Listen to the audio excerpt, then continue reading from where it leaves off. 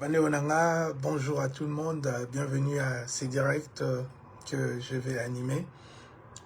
Et moi c'est Olivier Bolia, je suis là, votre lutteur, Bitumba.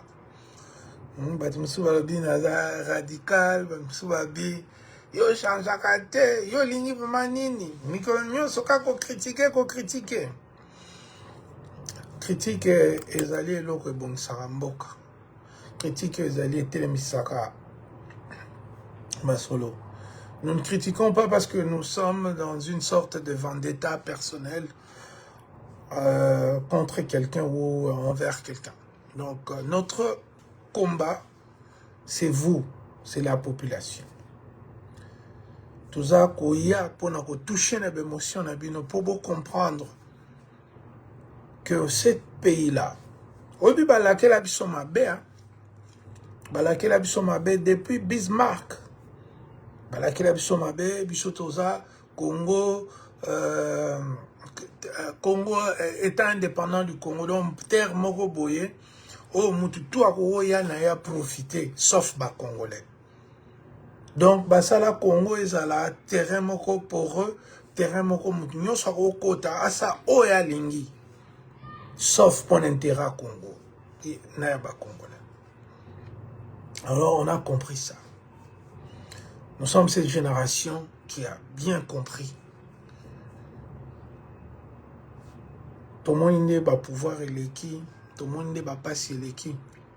Mais cette fois-ci on a dit non. Nous ne serons plus. Il y a des gens qui nous traitent de donneurs de leçons. C'est-à-dire que si on a une classe, on a une classe, on a donneur de leçons. Nous ne sommes pas des donneurs de leçons. Nous sommes plutôt des gens frustrés. Frustrés parce que nandenge to kola ki nandenge to zako kanisa kongwe kozala. Ezo zala ndenge wana ti. Nandenge to kanisa ki que soki moko na biso on est lobi muta diaspora zongi azu pouvoir que makambe bon wana to moneni ki makambe bon wani karate. C'est pourquoi ezali normal que to telemato bima to ya epana bino ko siye bino bon voilà situation ezali boesiko to kosala ni pardon situation ezali bo ba décréter dialogue inclusif. Ngala ye awa pona ko benda biso mato mbala oyo to kozala bato batindaka bato te. Mbala oyo to kozala bato oyo tozozela rapport ba ko yebisa biso bazali kuna na Afrique du Sud basolaki boy to na Kenya to na Togo to eskanyoso bako convenir yango. Non. Mbala oyo vous devez être là. Vous avez le droit d'être là. Pas seulement à travers ma parti politique ou bien organisation politique au Boadera. Mais il faut que les biso européens membres na biso ya diaspora. Pourquoi je dis ça? Il est clair, j'aimais beaucoup pauvre Néonabiso Serge Ouelo. Akenda pe à son âme, azaro lo bailo moko yaba na martelé. Yem ta créaka diaspora de partout. N'importe quoi. Azaro lo banini. Biso diaspora. Biso neto le Sara Kinshasa. Biso neto bimisarambonga bibembe. Biso neto bimisarambongo ya bamatanga. Biso neto lati sarabana bazonga classe. Biso sombaka ba crayon, ba cahier, ba livre. Alors, on a un mot à dire. Et surtout, les statistiques sont très alarmants, mais plutôt na faveur na biso. C'est-à-dire, mbongo bino, ngai na yo na bandeko, to tindaka na Congo, eleki mbongo Union Européenne atindaka. Eleki mbongo États-Unis atindaka. Eleki mbongo Chine atindaka. Eleki mbongo Russie a investissaka na Congo. Eleki mbongo Japon na bamboko nyonso boyebi, o basungaka biso batindaka. Donc, diaspora, osa na valeur. Diaspora, osali munene. Quand je parle de la diaspora, nazotala niveau d'étude, nazotala contribution au tosalaka biso nyonso. Biso nyonso tosalaka mingi na bambota na biso et puis mingi kosunga na makambo nyonso etali mboka wana. Yango wana abite mbalo yo tozala distraite. Tozala teke o ngai na ye na sima mokonzi boye. Ngai na ye oui. Tokoya na sima bakonzi otoyokanaka na bango bien. Mais mingi diaspora il faut to exiger 10 à 15%. Il y a des membres qui vont participer à dialogue oyo. Pour ça dialogue moko ya motuya. Dialogue moko boye ekotizonisa pardon mboka na biso na barai. Dialogue oyo ekozongisa biso na kosolola tamsu na bato msusu bazalaki na kimia te na manso tolobaka et puis biso pe tozalaki na kimia te na manso basalaka. Donc ekosenga to exiger admettons ils ont 500 participants, il faut au moins 50 à 75 personnes, hommes et femmes. To exiger kamba parité bana basi il faut basala. Moi si atongaka mboko te lokuta, moi si atongaka. Moi si so aza mayele, aza na esprit ya moyibi te, aza na esprit ya famille romona pe famille fandi. Au moins moi si mosusu ba français ba le boye ba kolata bo moyibi monene. Ta mosusu ka ministre, ta mosusu premier ministre, ta mosusu aza na armée, mais aza moi si ya mabe atongaka te. Mais o batongaka bazali bebo na Kinshasa na Poto et yango toko exiger na na rencontre toko sala au moins 10 à 15%. Il y a bateau bako convier bako route à la diaspora. Bien sûr, na 10 à 15%, c'est-à-dire 50 à 70 na schéma à 500 personnes. Donc toko joa au moins 75, 35 baouti na opposition, 35 baouti na pouvoir pour na ko tia équité. Mais il faut bozala. Makambo mboka ya kotikaka libela o ngai supporter o ngai kufa kumputu ngai kutu makambo kini natalaka te ngai kutu nalingi okota kuna te lokute za mbalo yo lokute kozala te. Toko solo la vérité, toko changer makambu ebele. Ebele. Biso bandeko na bino so nzamba sungi tokei, toko zwa parole. Toko expliquer pe pona nini toye, pe manso toye kosala. Soki tozalaki na bomoko. Mena lingi bandeko na ngai esika nyonso bozali. Ezala kulutu shelia wendo. Ezala ndeko na ngai Joël Konde, ezala bandeko nyonso, Mama Lando, boye, boza bisika nyonso, oyebi tosalaka na bino mosala ensemble. Biso nyonso to milengela, pote to impacté. Nayebi pe ke na kati ya diaspora batu ebele, o bazana ba capacité avérée, c'est-à-dire soit à sala musala, soit à tanga classe, soit à na communauté na ye, azalaka toujours wana pona ko marquer différence ko tonga mboka, bazali ebele. Ngonga ebeti. To banda ko sangana ko yokana ba stratégie to tient en place pona ko participer na dialogue inclusif. Et tokoye bandenge nini toko pesa pe mayele pona ko changer mboka na biso. Mboka na biso. Tobinde ko moka benga kinga prix à or na Canada 1 kilo combien? 180 000. Il y a une année c'était à 40-60 000. Ba prix il y a ba ressources na biso minière et mati. Ba programme nyonso basalaki ekomi na point d'achèvement. Mbongo ekomi bebo na mboka na biso pona kotonga. Yango bozo mona budget mata. Yango bozo mona parce que babiloko nyoso to signaka to signaka lelo e boti mbomba. Mais mbuma yango e boti. Bana mboka bakolia te. Bana mboka baliaka nini? Basengaka nini? Peuple congolais sengaka nini? Alobi nalingi komela mai eau potable. Tolingi ke na étendue nyonso ya superficie na biso. Muto nyonso ezala koko, ezala mwana, ezala elenge mobali mwasi, ezala mokolo, muto nyonso akoka kozala na capacité ya kozwa mai ya propre, mai ya malamu amela. Peuple atunaka biso sunini, asengaka biso nini? Abi non, nalingi courant, pona courant, yango ne nako pelisa mwinda, yango ne nako lamba, yango ne nako bomba biloko na frigo, yango ne nako sala soki na pêché bambisi eleke bele mususu na bombi na frigo, oleko ita bango kopola biloko nyonso. Peuple asengi courant. Peuple asenga ebiso lisuni.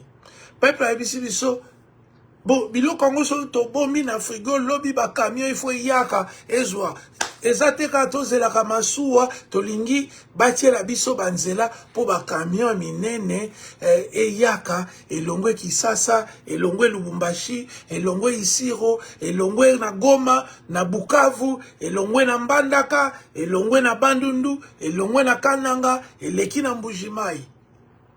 To sengi bino botiela biso ba route o ba bengi ba route principale, ba artère oyo eko communiquer eko tia en écosystème ba grande ville nyonso ya mboka. Peuple asenga kini, peuple ayebisi biso soki tokomi na banzela, soki mutu pa ye kote na biso abeli azala na esika yako basunga ye, elingi koloba système ya malamu ya santé. Ezala système moko homogène. Elingi olakisa te soki obeli na Isiro, to beli na Kinshasa, to beli na Kolwezi, traitement obe ndelu moko, niveau moko. Peuple asengi biso ba biloko ya ebandili.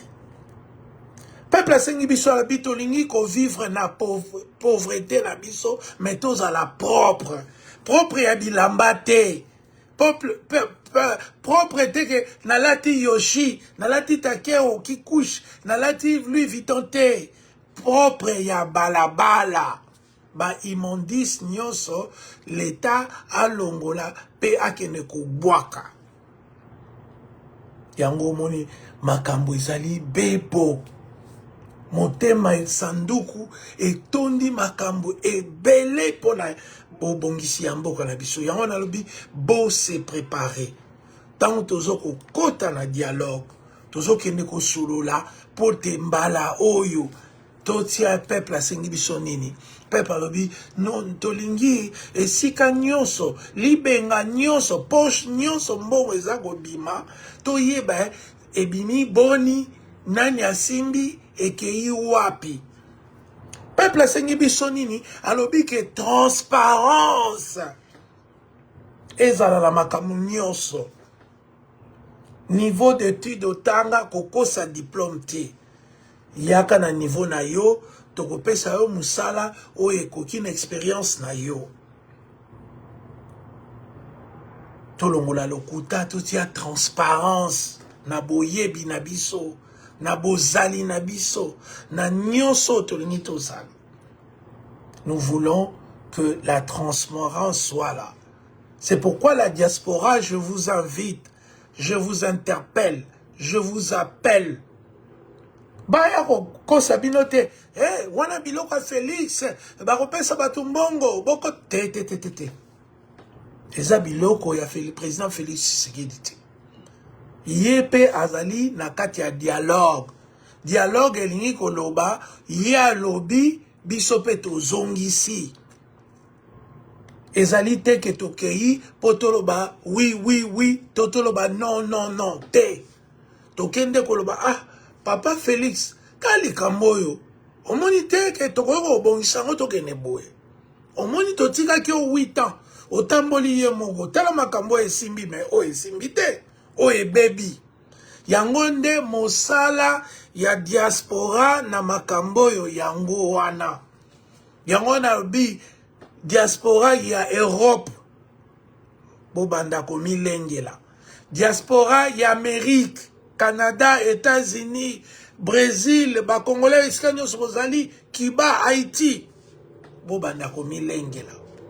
Diaspora ya Afrique, na Cape Town, na Afrique du Sud, na ba Congo, Brazza, Gabon, bomi lengela. Diaspora ya Asie, bande kona biso baza na Corée. Donc la professeur Yombi Patrick, batu ya Japon, batu ya bamboka wana nyoso, o baza na ba Chine, o bazo sala commerce, bo banda ko sangana déjà. Diaspora ya Australie, côté de konangai, Kiomba Zali, Nouvelle-Zélande, banani, bo sangani pe. Océanie mobimba, bo sangani. Parce que mbala oyo, ezali chance monene. Ezali chance monene. Kolo, mokonzi, le créateur, apesi biso. Alobi ke mbalo yo, nazako longola bino, na boumbu, oyo bozali nango te. Parce que, ebele na kati na biso, baebi te ke Congo ekoma mboka sika.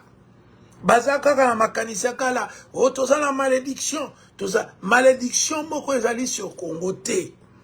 Ngai ndeko na bino pe musali ya Nzambe ya munene o bayebi mutu ayebi spiritualité afanda na bandeko ya ndenge na ndenge nafandi na ba Rosicruciens nafanda na bato ya Maïkari nafanda na bato ya franc-maçonnerie ya ba kabal nafandi pe na ba musulman nafandi na ba chrétien nafandi na bato ya kimbangu nafandi na bato babelelaka ba esprit ba koko ba ancêtre nafandi na famille na bato mususu bazaki na balofonge na bango chance landaka bango na makambo nyonso nafandi na bato wana nyonso naye koyebisa bino Congo eza na malédiction te.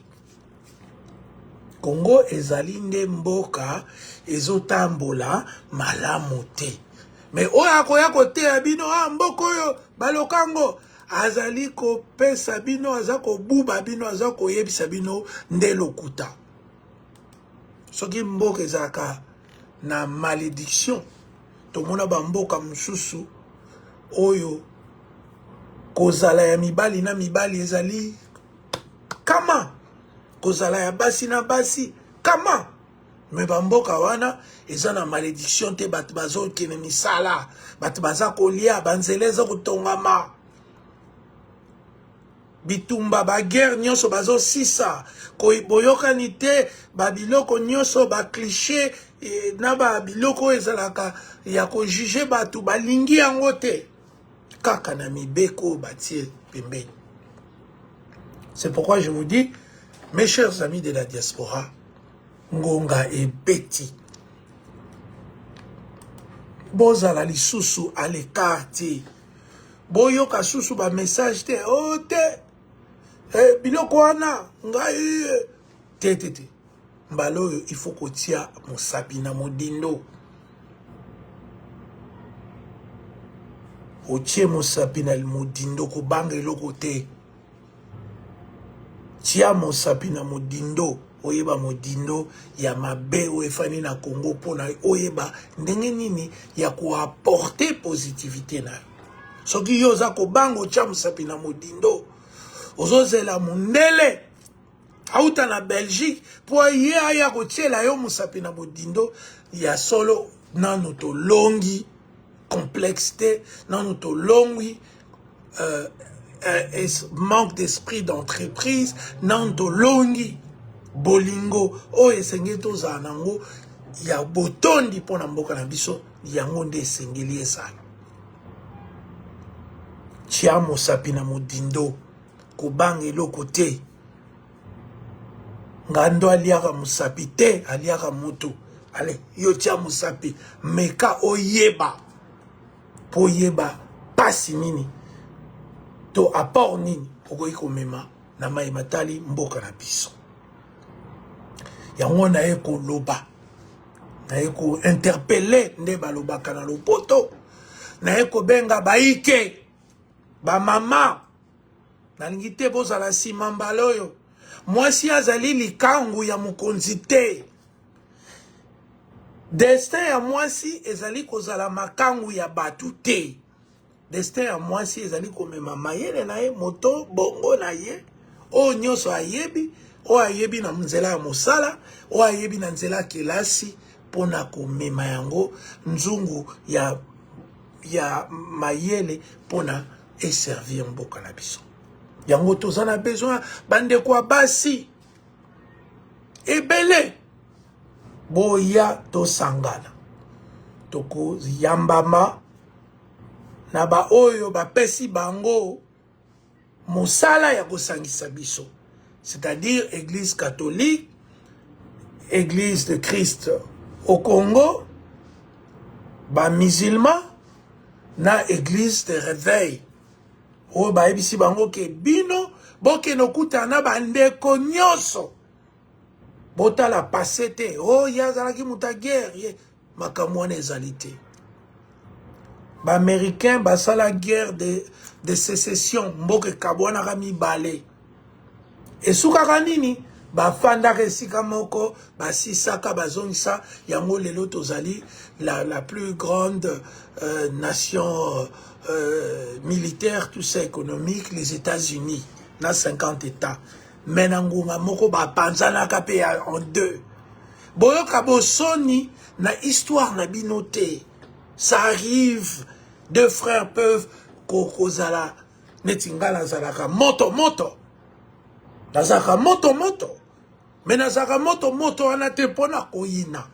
Mais pona ko bengi sa mwinda. Namasolo etali mboka na biso. Nous avons un travail, chers amis. Nous avons un pays. Toza la malédiction te. Malédiction na biso esi ekufa kala. Likambo toza lango ya motuya eza likambo o na lobi ya kofanda, ya ko créer vision moko claire, ya ko créer ba but précis, ya ko créer programmation. Yako loba toko sala nini de tolobi tolingi na yambo Congolais nyonso amela maye ya peto, mai oyo ezali na banyama na kati te, ezali salite te. Tolingi Congolais nyonso azala na courant, Congolais nyonso azala na courant, azala na frigo na ndako na ye pona ko sala biloko olie ko somba biloko chaque jour, biloko kofanda na frigo. Nous avons un grand travail à faire. Et c'est pourquoi nous, la diaspora, nous devons être là aux négociations. Nous devons être là au dialogue. Nous devons parler. Nous devons donner notre point de vue. Nous ne devons pas jouer des rôles secondaires. Nous sommes appelés à jouer les rôles primordiaux parce que c'est nous la diaspora. C'est nous qui avons l'expérience du développement. C'est nous qui avons l'expérience occidentale, asiatique et tout ça. Là où les grandes choses se font dans le monde, nous faisons partie de ces groupes-là qui ont accès à toutes ces informations.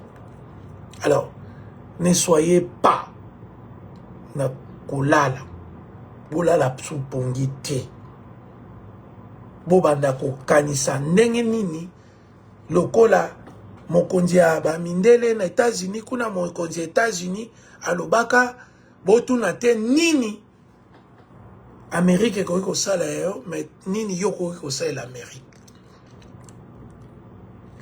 C'est le temps de changer de paradigme. C'est le temps d'amener une autre construction sociale. C'est le temps de transformer l'homme congolais. Et nous le ferons. Président Kabila Lobaki a monaki 15 personnes étaient au Bako Osanaï. Président Kabila, nous vous promettons, nous avons la pilule pour changer ces peuples. Nous avons la pilule, nous avons le secret pour transformer 100 millions d'habitants en moins de temps possible. La diaspora, partout où vous êtes, soyez prêts. Lorsque vous a sifflé, il faut vous aller négociation, il faut vous un dialogue inclusif, il faut vous représenter 10 à 15% des participants parce que vous avez un message clair et net de transformation de notre pays. Ne laissez pas toujours les autres basser la bino. Oh, nyoso bale karawana, botala kana TV, bale ki bino na nini? Ba o nyonso bomona raboleka komona bochele bobo na litama obi oh ministre français ma bebo raisonnement ma bebo bo soto boye bomonaka. Donc c'est le moment de vous dire que ce n'est pas votre tour, ce n'est pas notre tour, mais c'est notre temps, le temps où nous allons amener ce que nous avons fait presque pendant plus de 30 ans. Maintenant, nous allons amener ce travail pour montrer aux Congolais que tous en c'est le moment où nous allons montrer que nous avons une diaspora intelligente, une diaspora capable, une diaspora qui ne sera plus la risée de la planète, parce que tout le monde aime utiliser l'exemple des Maliens, de ceci, diaspora, mais aujourd'hui, c'est le temps est arrivé où de toutes les lèvres sortiront un seul mot, la diaspora congolaise organisée. Nous allons montrer que nous avons appris aussi des choses. L'humilité dans le travail public, la sincérité, la transparence, l'acceptation d'être audité, la reddition des comptes. Nous allons montrer que nous sommes des hommes et des femmes nouveaux.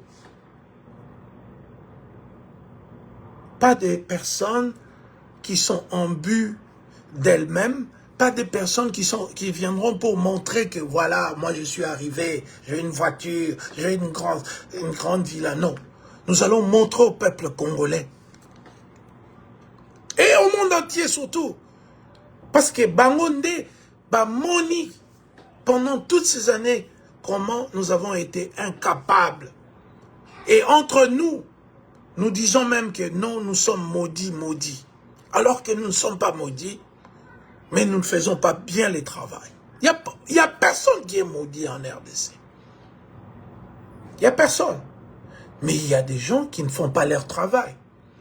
Et dans les systèmes de la pensée complexe de Edgar Morin, c'est-à-dire que les écosystèmes, c'est-à-dire des systèmes complexes, entre eux, sont en train d'interagir et de créer ce que vous appelez comme malédiction, mais en fait, ce ne sont que des écosystèmes, des systèmes complexes qui ne fonctionnent pas, et lorsqu'ils interagissent, ça crée des problèmes. Donc vous voyez, donc malédiction est athée. Binonio sur les 100 millions de Congolais, vous êtes bénis. Mais il y a une différence entre être béni et travailler pour sa bénédiction. Beaucoup de gens sont bénis, mais ne travaillent pas pour leur bénédiction. Et c'est pourquoi, qu'est-ce que ces gens-là font? Ils se livrent dans la jalousie, dans l'insulte, les remontrances méchantes et tout ça, parce que, au lieu de vivre et travailler dans leur bénédiction, pour leur bénédiction, non, ces gens-là préfèrent travailler pour rien. Et lorsqu'il n'y a pas de production, qu'est-ce qu'ils se disent? Oh non, nous sommes maudits, nous sommes maudits. Personne n'est maudit en RDC. Il n'y a pas de malédiction. Nous pouvons relever ces peuples. Nous pouvons travailler pour que les derniers, le plus petit d'entre nous, c'est-à-dire en termes de rémunération, je parle de Congolais qui gagnent moins de 1 dollar par jour, nous pouvons travailler pour qu'ils arrivent à 100 dollars la première année, 200 dollars la deuxième année, et ainsi de suite. C'est comme ça que l'on construit un État. Mais nous avons besoin de vous, la diaspora. Nous avons besoin que vous soyez là lorsque le cardinal Ambongo, Abbé Chole et les autres vont venir pour dire que nous, la diaspora, il n'y a pas mieux que nous parce que nous envoyons l'argent au Congo plus que la Chine, plus que les États-Unis, plus que l'Union européenne, plus que la Russie. Donc nous avons un droit naturel de jouer un rôle prépondérant dans les dialogues inclusifs qui viennent. C'est les dialogues de la sortie.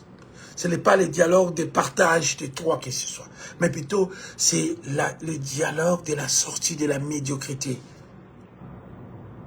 Un dialogue interdisciplinaire ou transdisciplinaire, où on verra bien sûr des gens comme nous, les sociologues, les historiens, les mathématiciens, les juristes, les médecins, toutes les couches de la RDC.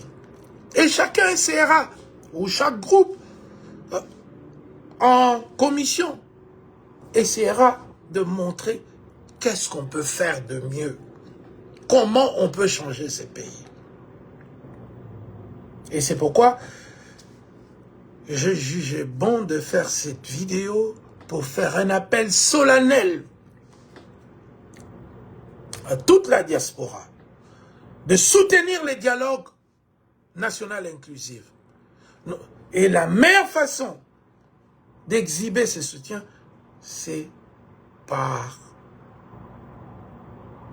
avoir des demandes précises. C'est-à-dire que nous voulons un quota précis. Un quota qui sera, si vous voulez, le corollaire à notre poids financier, notre poids politique. Parce que notre poids financier, s'il y a des élections libres et transparentes, ce sont les membres de la diaspora qui peuvent générer des fonds et venir participer. Donc, nous avons un poids financier qui nous donne. Et la diaspora, nous devons être là ensemble. Nous devons travailler ensemble pour le bien de notre communauté, pour tosala ke mboka wana ekoma musika kopesa bino na ekolobela bino pona mokula lelo. Merci mingi na tambo pesi et puis bon kabola les solo yo que nous devons tous être là. Nous ne devons pas jouer avec l'avenir de la RDC. Je me rappelle, il y avait, je me rappelle pas de l'auteur, mais il disait quelque chose. Envoyez quelqu'un d'autre à votre place. Ton corps aura du repos, mais pas votre cœur. Parce que quand vous n'êtes pas là, quand la diaspora vous refusez à chaque occasion d'être là, et que vous voyez les conséquences qui ne cadrent pas avec vos attentes, qu'est-ce que vous dites? Oh, mais t'as batouana, ah, bah, bon, nimboka, bah, ça, boya, diaspora, oh, bah, où tu vois. Mais cette fois-ci, nous aurons le temps d'être là. Pour que la médiocrité n'ait pas succès sur l'intelligence. Donc, bisonde, photos à la wana, tout ça la msala. Nasuki wana pona lelo, Nzamba pambola bino, et rappelez-vous, il n'y a aucun Congolais qui est maudit. Tozo tambola nde mabe. Ko tambola mabe, za malédiction ti. Le peuple périt par manque de connaissances. Et le jour que les Congolais du nord, du sud, du centre, de l'est et à l'ouest mettront la connaissance comme étant un guide. Et vous allez voir maintenant, c'est que Lumumba nous avait dit en 1960, vous verrez ce que l'homme noir fait quand il travaille en toute liberté. Et moi j'ajoute à la parole de notre illustre héros, Patrice Emery Lumumba, que non seulement en toute liberté, mais en connaissance de cause. Donc c'est-à-dire, on va